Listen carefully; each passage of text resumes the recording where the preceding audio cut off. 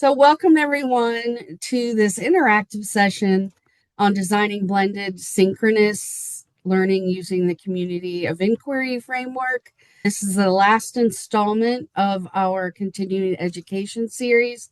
Thank you for being here. I've really enjoyed this series with you. My name is Ann Gingell, and I am from the Sinclair Health Information Program.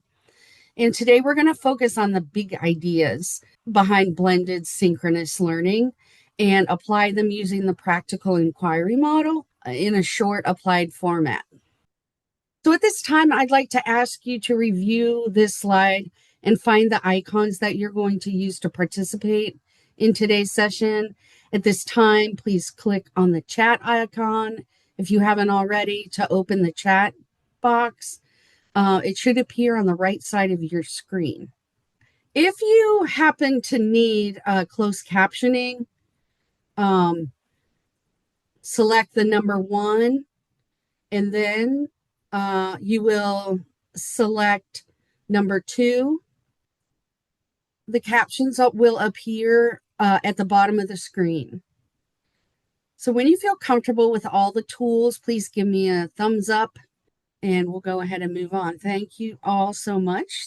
So for those watching this as a recording, please find the booklet from the series to record your answers in. Be prepared to pause the recording at any time, so it'll give you time to answer the questions, and then you can resume the recording after that. Give yourself the gift of focus by turning off your phone, shutting your door, and taking a deep breath, leaving all distractions behind. While you're doing that, I'm going to conduct a very brief quality check on our system. So if you would, find the React heart icon at the bottom of your screen. If you can hear me okay, please choose the thumbs up icon. Since we're working properly, audio, visual, etc., we're going to go ahead and get started. Blended synchronous learning is a course design where students attend the same live class session at the same time, but they're at different locations physically. Some in the classroom and some remotely through web conferencing. Usually it's supported by additional asynchronous activities. Basically, it's the same live session, the same instructor, and 2 participation modes. So there's physical presence and then there's virtual classroom running together. It's a great tool for students who are in different geographic locations, and it's not the same as hybrid or flipped modality. It's a simultaneous participation. Blended synchronous learning cannot rely on simply just broadcasting what's happening in the classroom. It requires deliberate technological and logistical design on the instructor's part to support engagement and learning. Use of this technology does not create learning, but task design by the instructor does. As instructors, we have to provide clear instructions, structured activities, and advanced planning to anticipate the explicit activity structure, tool preparation, and built-in participation experience. So let's start with a really quick scenario. You're teaching a live class. Half your learners are in the room and half are online. The room discussion is pretty active and the online chat is silent. So using your emojis, such as a thumbs up, give me a thumbs up for yes, you do think the students in class and online are going to experience the same thing, whether they're live or not. The thumbs down means no, they will get an equal learning experience. Or you can do a red phone, which means I'm not sure, I need to phone a friend. So let me know what you think. Yep. So excellent. Everybody chose the thumbs down, means they're not going to get an equal experience at this point.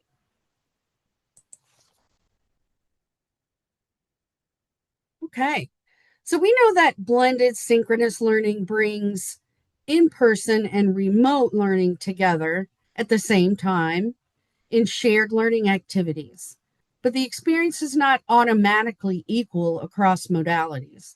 So, as instructors, we have to understand that remote and in room learners experience the class differently by default, really.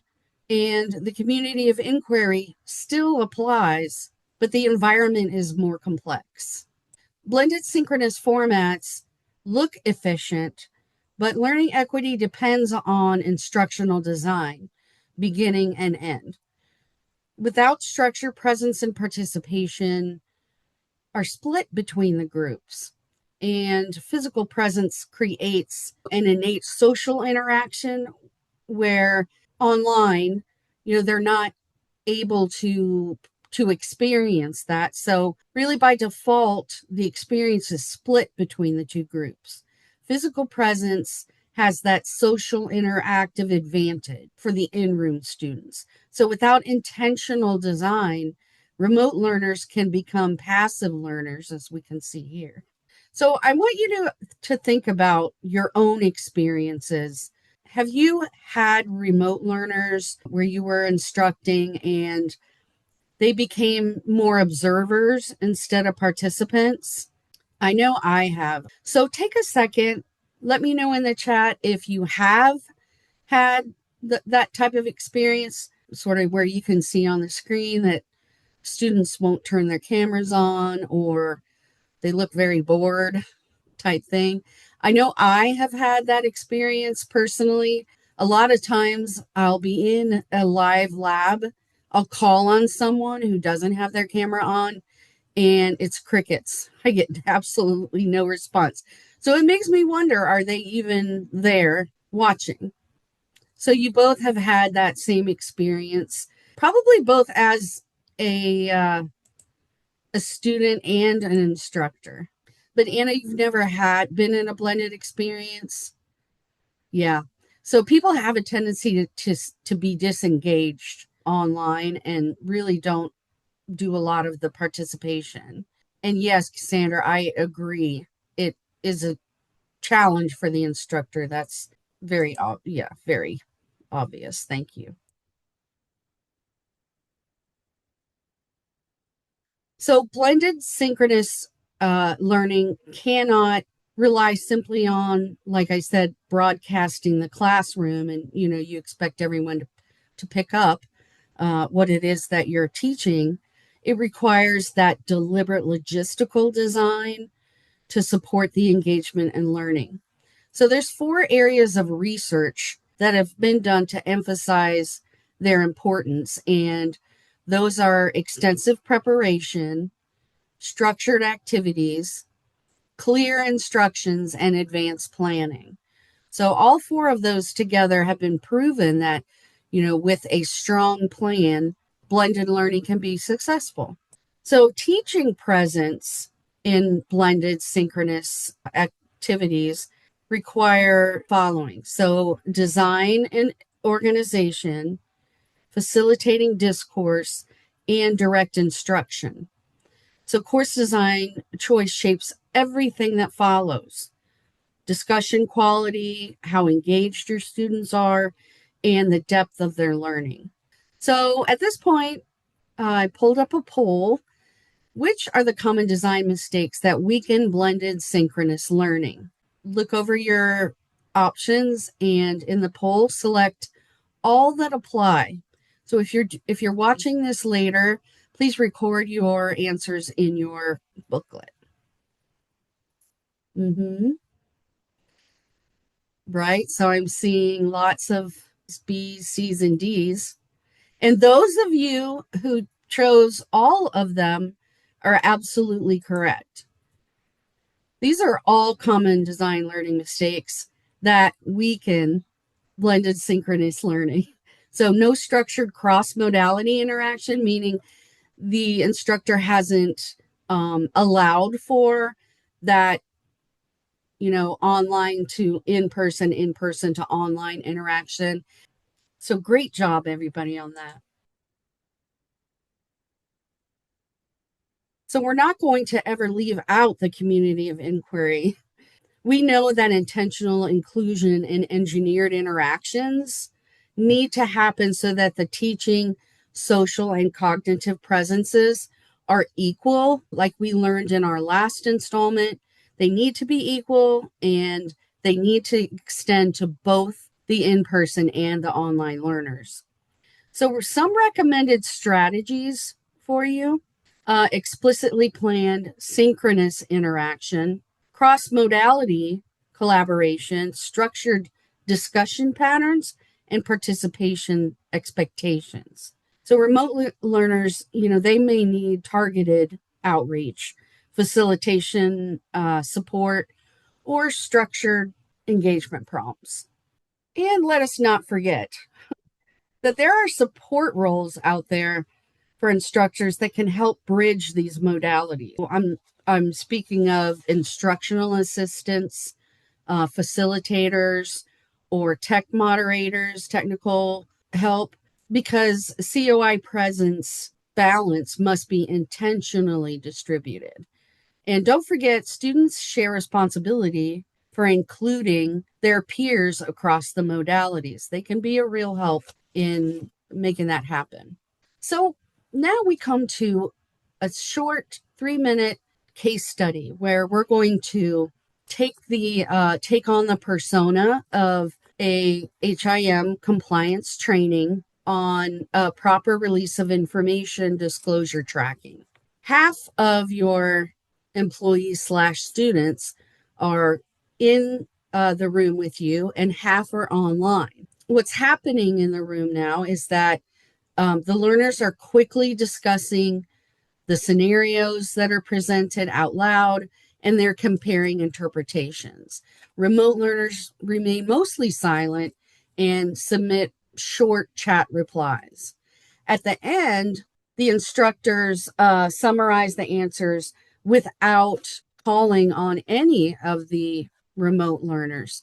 In the packet that I've provided to you, you're going to split into breakout groups and discuss: one, which COI presence is the most at risk for the remote learners and why.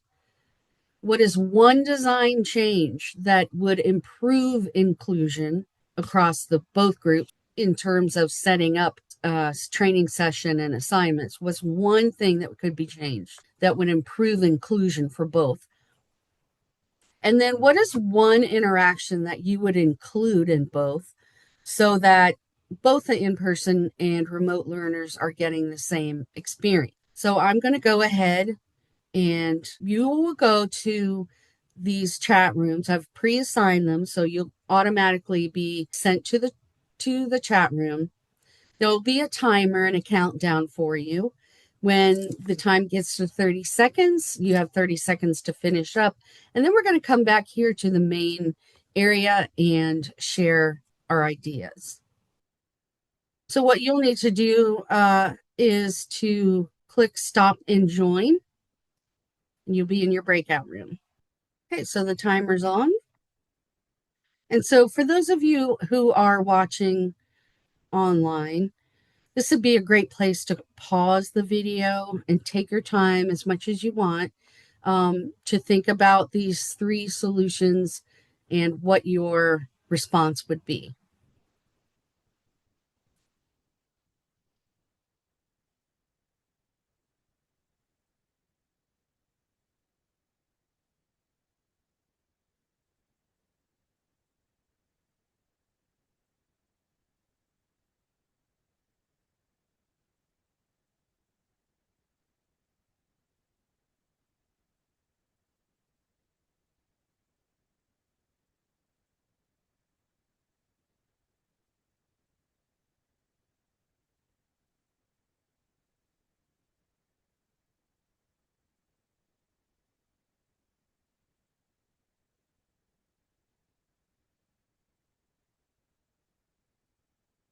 Okay, so it's time for us to pull our students back into the main room. They'll have 60 seconds now to complete their activities.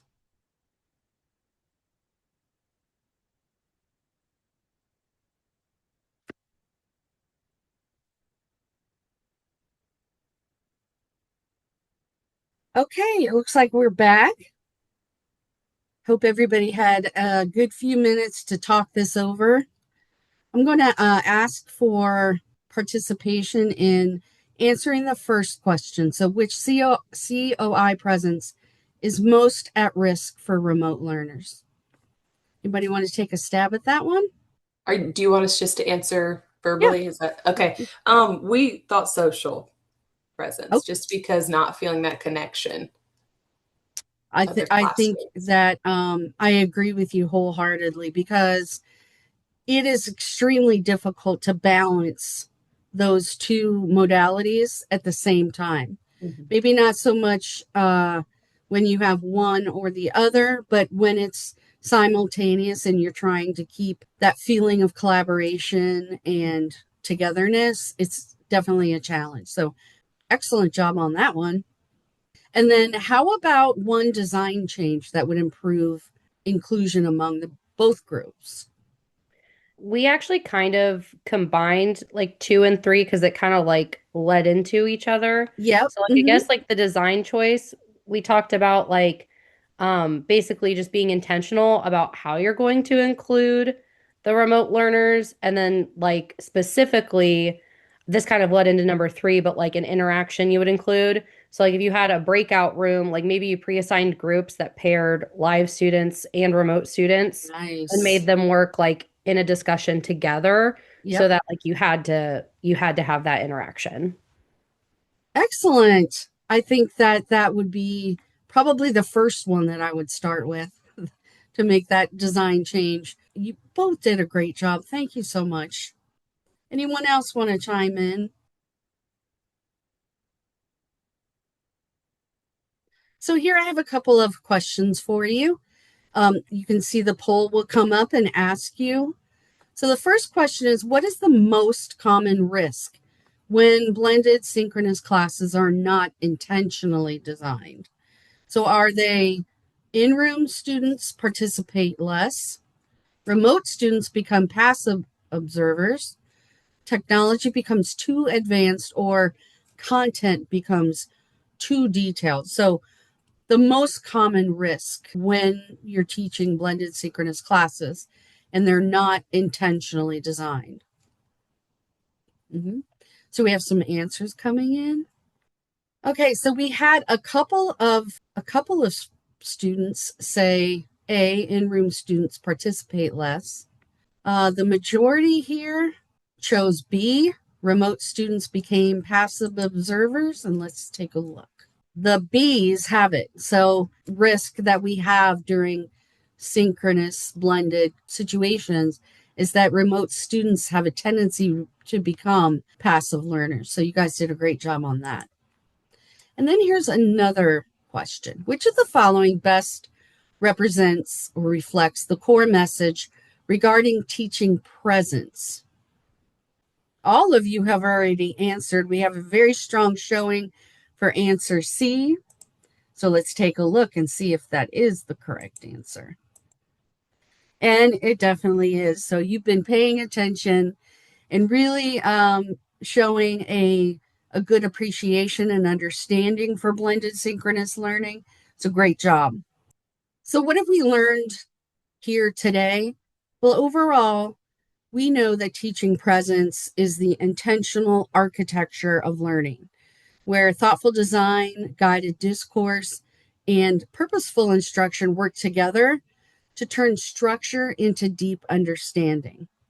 I sincerely hope that you've enjoyed our continuing education series on today on blended synchronous course design, challenges and strategies for building a community of inquiry in the design and digital learning environments. Be sure to turn in your worksheet and your booklets for your AHIMA continuing education credits. Thank you for watching. Now go forth and inspire.